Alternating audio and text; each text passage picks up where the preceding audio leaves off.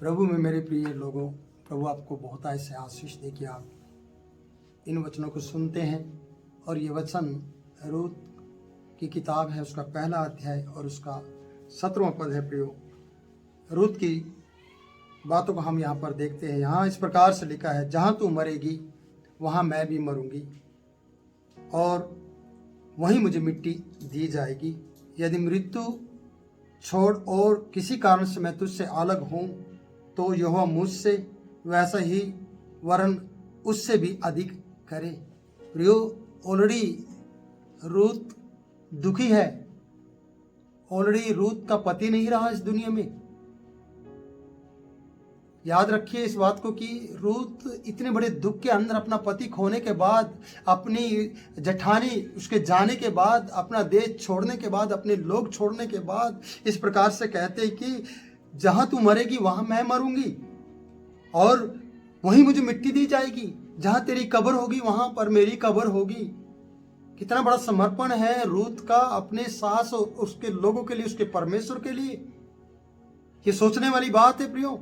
यहाँ वचन इस प्रकार से बताता है कि जहां तू मरेगी वहां मैं मरूंगी, जहां तुझे मिट्टी दी जाएगी वहां मुझे भी मिट्टी दी जाएगी। और एक कारण देखिए, यदि मृत्यु को छोड़ किसी और कारण से मैं तुझसे अलग हूं तो यहोवा मुझसे वैसा ही वरन उससे भी अधिक करे।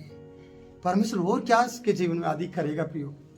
जिसने अपना पति खो दिया हो, जिसने अपना घर बार परिवार खो दिया हो, जिसने अपने घर के लोग खो दिए हो, जिसने अपनी जिंदगी अकेले में ले आई हो, उस परमेश्वर के लिए आज भी ये तड़पती है। उस परमेश्वर के लिए आज भी ये वफादार है और अपनी सास को कह रही है कि मृत्यु के अलावा कोई भी मुझे तुझसे अलग नहीं कर सकता है। क्या आपका और मेरा निर्णय प्रभु के साथ ऐसा है? क्या आप ऐसा सोच पाते हैं कि परमेश्वर को मृत्यु को छोड़ और भी कोई मुझे मेरे परमेश्वर से अलग नहीं कर सकता है?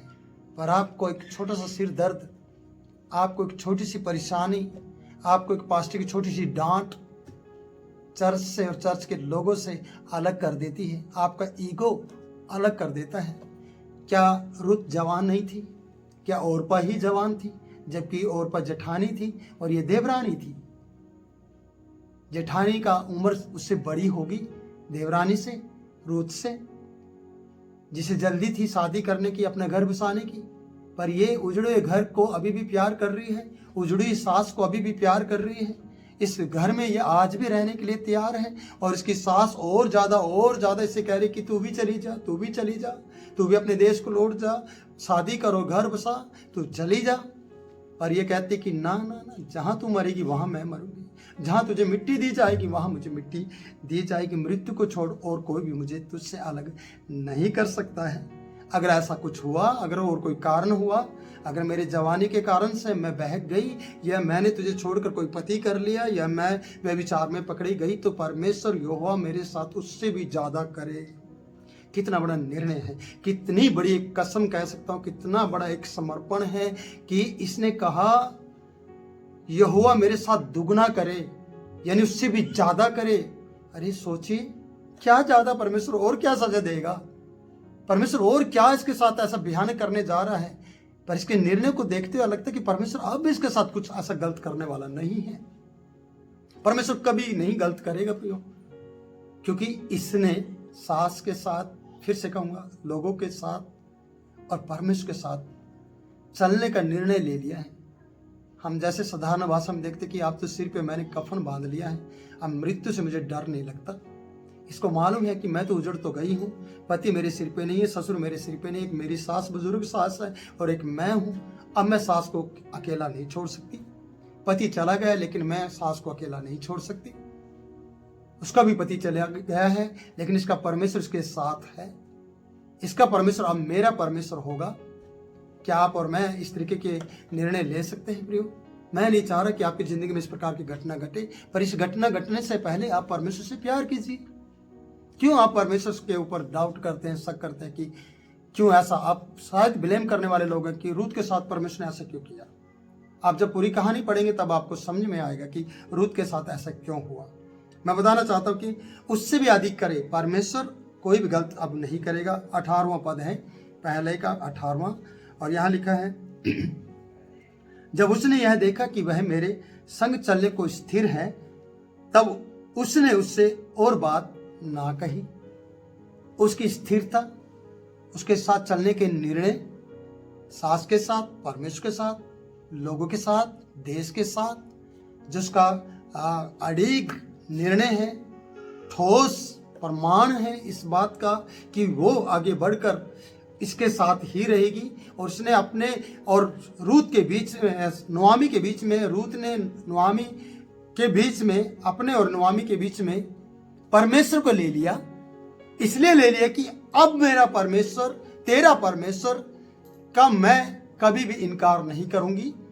वो मेरा परमेश्वर होगा, अगर मृत्यु ही आएगी तभी मैं अलग होंगी, कोई भी ऐसी बात मेरी जिंदगी में नहीं होगी। तब उसने देखा कि ये अड़ीग है, और पर सिर्फ एक साधारण बात सुनते ही अपनी मौज मस्ती और अपना आनंद और अपना इच्छाएं पूरी करने के लिए एक चुम्बन देकर लौट गई।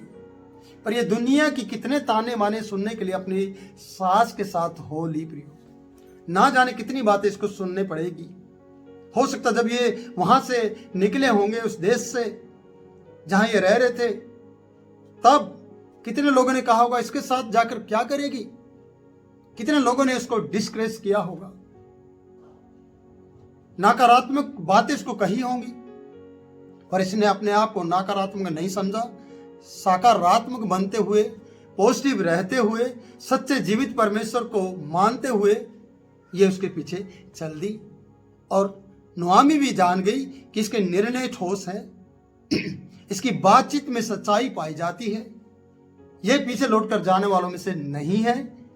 सोचिए, क्या आप, मेरी बहन जो मुझे देख रहे हैं, मेरे भाई जो आप मुझे देख रहे हैं, मुझे सुन रहे हैं, मैं आपसे ये सवाल करता हूं, क्या आपके ऐसे ठोस निर्णय हैं? चाहे आप बिजनेस कर रहे हैं, अगर आप बिजनेस कर रहे हैं तो उस पर अड़ीग बने रहिए। अगर आप परमेश्वर की आराधना के लिए आपने अपने आप को दिया है एक सेवकाई के लिए, तो आप उस पर अड़ीग बने रहिए, कभी भी लौट कर मत जाइए। चाहे दुनिया के लोग आपके विरुद्ध हो जाए, चाहे सामने भी डेरा डालकर आपके विरुद्ध खड़ी हो जाए, तब भी आप लौट कर मत जाइए। क्योंकि यहाँ तो इसका पति मर गया है, इसका ससुर मर गया है, इसकी जेठानी चली गई है, इसका जेठ मर गया है, देश से ये निकल रहे हैं, देश छूट रहा है, पर घर परिवार छूट रहा है, फिर भी इसका निर्णय अड़ीग है। क्या आपका और मेरा निर्णय ऐसे अड़ीग हो सकता है? क्या हम सचमुच में परमेश्वर से प्रेम करने वाले हो सकते हैं? मेरे प्रियो, मैं इस वीडियो में कहना चाहता हूं कि घर भी चला जाए, पत्नी भी चला जाए, पति भी चले जाए, बच्चे भी चले जाए, कुछ भी चला जाए, हम जीवित परमेश्वर का इनकार नहीं करेंगे। ऐसा निर्णय आपका भी होना चाहिए। बहन, भाई, मेरे बुजुर्ग, मेरे बच्चे, आप भी ऐसा निर्णय लेकर अपनी जिंदगी को जी सकते हैं। अगर आप चाहते कि परमेश्वर मेरी मदद करे, तो आप इन वचनों को पढ़ें और विश्वास करें कि मैं एक ऑप्शन मिलने पर कि तुम लौट जाओ और एक चुम्बन लो और बाय बाय बोलो, अच्छा मम्मी मैं चलती हूँ, पाँव का भी हाथ लगाओ और चुम्मा भी लो और गले भी लगो और उसके बाद चले जाओ। पर रूत ने ना चुम्बन लिया, रोई जरूर, चिल्लाई जरूर। रोने का कारण यह था कि सास क्यों ऐसे बोल रही है, मुझसे अलग क्यों होने के लिए कह रही है, या मुझे अलग क्यों कर रही है। पर रूत का और का कोई ऐसा निर्णय नहीं था। उसने अपनी जिंदगी गलत तरीके से बिताने के लिए पीछे चली गई है। उसका क्या हुआ उसके बारे में कोई डिटेल नहीं है, पर रूत के लिए क्या हुआ, रूत के लिए परमेश्वर ने क्या किया, ये आगे हम पढ़ पाएंगे। इसलिए यहाँ वचन बताता है मेरे प्रियो कि वे दोनों चल निकली और बैतलहम को पहुंची, और उनके बैतलहम में पहुंचने पर कुल नगर में उनके कारण धूम मच गई। पति साथ नहीं है, बेटे साथ नहीं है, खाली बहू और सास साथ है। धूम मचा दी बैतलहम के अंदर, और स्त्रियां कहने लगी, क्या यह नुआमी है? देश को लौट आई, खोने के बाद भी देश के लोग उसका आदर कर रहे हैं। धूम मच गई है नुआमी को देखने के लिए। सोचिए, ये सिर्फ रूत के कारण हुआ है। नुआमी की इज्जत और सम्मान बढ़ाने वाली रूत थी। सबने जब देखा होगा धूम तो मची, उसके बाद कहा होगा कि इसका पति कहाँ है, तेरा पति कहाँ है, तेरा वो बेटा कहाँ है, फलाना बेटा कहाँ है, शायद बहुत सी बातें हुई होंगी। पर रूत के कारण सब बातें ढांप दी गई होंगी, सब लोगों के मुंह बंद होंगे। सोचने वाली बात है प्रियो, आपके निर्णय को मैं देखना चाहता हूँ कि आप कहाँ तक प्रभु के लिए खड़े रह सकते हैं, कहाँ तक आप प्रभु को जीवन दे सकते हैं, कहाँ तक आप उसके इकरार में बने रह सकते हैं, समर्पण में बने रह सकते हैं। क्या जीवन के अंत तक, या फिर बीच में ही छोड़कर भाग जाएंगे चुम्बन लेकर। मेरी एक वीडियो है, आप उसे देख सकते हैं, चुम्बन में धोखा। ओरपा ने भी चुम्बन दिया और चली गई, पर रूत ने ऐसा नहीं किया। रूत के निर्णय ठोस थे, आपका भी निर्णय ठोस होना चाहिए। तो प्रभु इस वचनों के द्वारा आप लोगों को आशीष दे। हमारी इस वीडियो को आप लाइक करें, शेयर करें, ताकि ये वचन औरों की ज़िंदगी बदले। हमारे चैनल PGI विनती भवन करनाल को आप सब्सक्राइब करें। मैं पास्टर किरण पॉल आपसे विदा लेता हूँ। प्रभु आपको आशीष दे।